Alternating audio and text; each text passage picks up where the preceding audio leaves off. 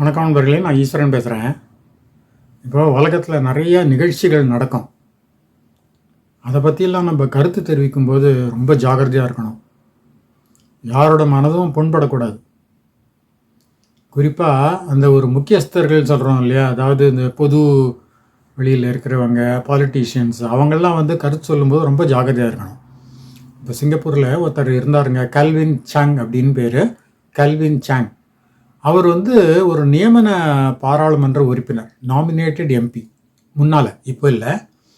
அவர் என்ன பண்ணியிருக்காருன்னா, ரீசெண்டாக ஒரு பதிவு போட்டிருக்காரு, ஃபேஸ்புக்லேயே இதில் போட்டிருக்காரு.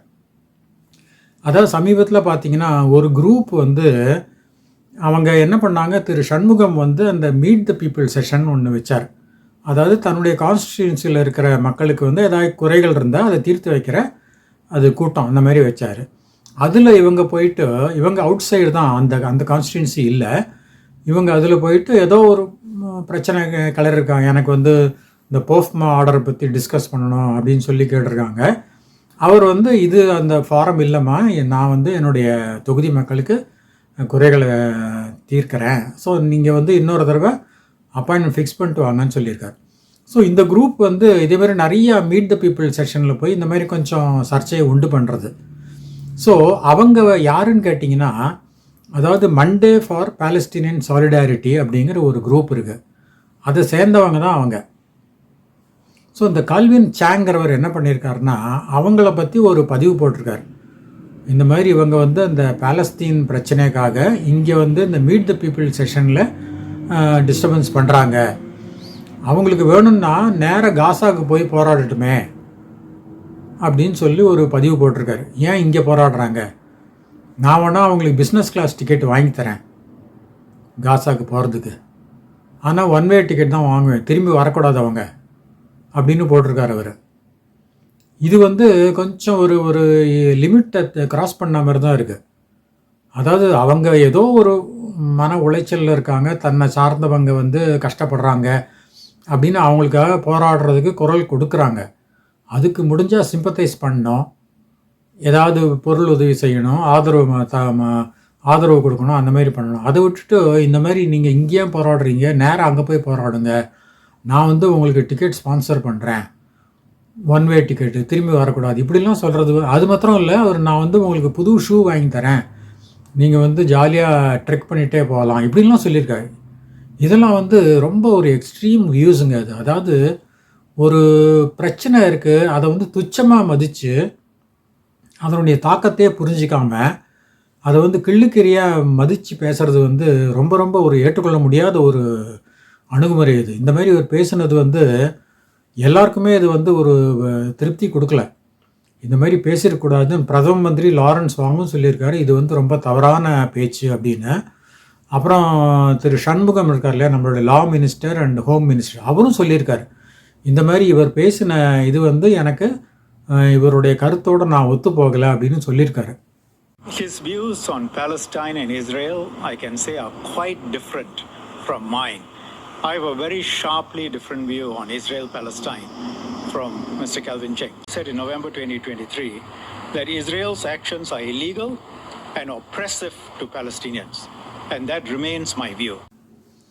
அப்புறம் இந்த இஸ்லாமிய தலைவர்கள், அப்புறம் வந்து இந்த இஸ்லாமிய டீச்சர்ஸ் அசோசியேஷனும் ஏதோ ஒன்று இருக்குது, அதாவது அந்த மத சம்பந்தமாக டீச்சிங் பண்ணுறவங்க, அந்த குரூப்ஸ் எல்லாமே வந்து கண்டம் பண்ணியிருக்காங்க. இந்த மாதிரி பண்ணது வந்து ரொம்ப ரொம்ப ஒரு இன்சென்சிட்டிவ் அப்படின்னு சொல்லியிருக்காங்க. அதாவது நம்மளுடைய உணர்வுகளை புரிஞ்சிக்காமல் அவர் கருத்து வெளியிட்டிருக்கார் அப்படின்னு சொல்லியிருக்காங்க. ஒரு ஸ்டேஜில் என்ன ஆயிடுச்சுன்னா, அவர் வந்து மன்னிப்பு கேட்டார் அதுக்கு, நான் வந்து இந்த மாதிரி பண்ணிடக்கூடாது. இருந்தாலும் அவர் என்ன சொல்லியிருக்காருன்னா, நான் வந்து இது ஒரு மதக்காரங்களையோ இல்லை ஒரு இனக்காரங்களையோ நான் வந்து புண்படுத்தி பேசலை. ஏன்னா அந்த குரூப்பில் பார்த்தீங்கன்னா எல்லாருமே இருந்தாங்க, மலேஸ் மாத்திரம் இல்லை, சைனீஸும் இருந்தார், இந்தியன்ஸும் இருந்தாங்க. ஆனால் நான் வந்து ஒரு குறிப்பிட்ட மதத்தினரையோ அல்லது ஒரு இனத்தினரையோ நான் வந்து ஒரு களங்கமாக பேசலை அப்படின்னு அவர் கொஞ்சம் டிஃபென்ஸ் பண்ணியிருக்காரு. இருந்தாலும் இது ஓவராலாக அந்த சப்ஜெக்டுக்கு எதிராக இருக்குது இவர் சொன்ன கருத்துக்கள். So whoever is involve, that is different thing. But அந்த கருப்பொருளுக்கு எதிராக இருக்குது இவருடைய கருத்து. அதனால தான் மக்கள் வந்து ஒரு மாதிரி கொதிப்படைஞ்சிருக்காங்க. இவர் வந்து அடிக்கடி இந்த மாதிரி சொல்லியிருக்காருங்க, ஃபேஸ்புக்கில் பதிவு போட முன்னால் ஒரு தடவை என்ன போட்டிருக்காருன்னா, அதாவது அந்த தீவிரவாதிகளோட குழந்தைகள்லாம் கொன்னுறணும் அப்படின்னு சொல்லிட்டு ஒரு பதிவு போட்டிருக்காரு. இது வந்து எந்த ஒரு படித்தவங்களும் போடுவாங்களான்னு தெரில இந்த மாதிரி. ஆனால் இவர் பாவம், இவர் ஆக்ஸ்ஃபோர்ட்லலாம் போய் படிச்சிருக்காரு, degree in economics, degree in political science எல்லாம் வாங்கியிருக்காரு. அவ்வளோ படித்தவர் இந்த மாதிரி ஒரு மிக கீழ்த்தரமான ஒரு பதிவு போடுவாரான்னு இதுவாக தான் இருக்குது. இவர் வந்து அந்த மாடலிங் எல்லாம் பண்ணுவாராம். அதாவது நாமினேட்டட் வந்து அந்த கலைத்துறையில் இருக்கிறவங்களுக்கு ஒரு எம்பி பதவி கொடுப்பாங்க 2.5 வருஷத்துக்கு. ஸோ அந்த கேட்டகரியில் வந்திருக்காரு. அப்புறம் இவர் ஏதோ அந்த ஈவெண்ட் கம்பெனிலாம் நடத்தியிருக்காரு. அந்த மாதிரி அந்த பப்ளிஷிங் கம்பெனி இதெல்லாம் நிறைய பிஸ்னஸ் என்டர்பிரினர்ஷிப் எல்லாம் பண்ணியிருக்காரு. இருந்தாலும் இவ்வளவு நல்ல ஒரு திறமை இருக்கிறவர் வந்து இந்த மாதிரி ஒரு தரக்குறைவாக பதிவு போடணுமா அப்படிங்கிறது தான் நம்மளுடைய சந்தேகமாக இருக்குது. அதே நேரம் இவர் வந்து திரு லாரன்ஸ் வாங் பற்றியும் போட்டிருக்காரு. அதாவது லாரன்ஸ் வாங் வந்து 2015 மே மாதம் 2024 மே மாதம் 15ஆம் தேதி புதிய பிரதமராக பொறுப்பேற்றார். ஸோ அப்போ வந்து லீக்வான்யூவோட சன்னு லீசியான் லுங் தான் பிரைம் மினிஸ்டராக. அவர் வயது மூப்பு காரணமாக இவர்கிட்ட வந்து அந்த பிரைம் மினிஸ்டர் பதவியை கொடுத்துட்டார்.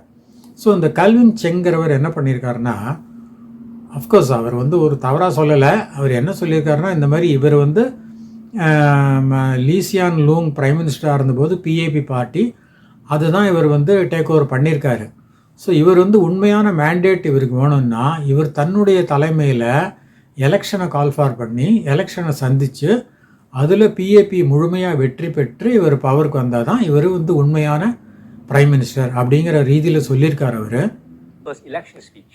Lawrence Wong isn't the prime minister because he has won an election, and the last election was won by the PAP with Mr. Lee Hsien Loong as his leader, and therefore he became the prime minister. And now because the ruling party has chosen a new leader, so Lawrence Wong as the new leader is now the prime minister of Singapore. But in order for him to have a mandate as the prime minister of Singapore, he would have to call an election and lead the PAP to a victory as the leader of the PAP, and then he would be the elected prime minister of Singapore. So எது எப்படியா இருந்தாலும் ஒரு sensitive விஷயம் உலகத்தில் ஏதோ நடக்குதுன்னா முடிஞ்சால் அதுக்கு வந்து நம்ம ஏதாவது ஒரு ஆதரவு கொடுக்கணும், தார்மீக ஆதரவு இல்லை பண உதவி அந்த மாதிரி ஏதாவது பண்ணணுமே தவிர இல்லைன்னா பேசாமல் தான் இருந்துடணும். அதை விட்டுட்டு அதை வந்து ஒரு கிண்டல் பண்ணுற மாதிரியோ இல்லை ஒரு அதுக்குன்னு போராடுறவங்களை வந்து ஒரு தரக்குறைவாக பேசுகிறதோ வந்து ரொம்ப ரொம்ப தவறு அது. ஸோ குறிப்பாக இந்த மாதிரி ஒரு ஃபார்மர் எம்பி அந்த மாதிரி ஒரு பப்ளிக் ஃபிகராக இருக்கிறவங்க பண்ணுறது இன்னும் ரொம்ப மோசம் அது. அதாவது அவங்க இன்னுமே தான் பாடம் புரிஞ்சிக்கணும். அதான் நம்ம எதிர்பார்க்குறோம், புரிஞ்சுப்பாங்கன்னு நம்ம எதிர்பார்க்குறோம். ஸோ நம்ம மீண்டும் சந்திக்கலாம். நன்றி, வணக்கம்.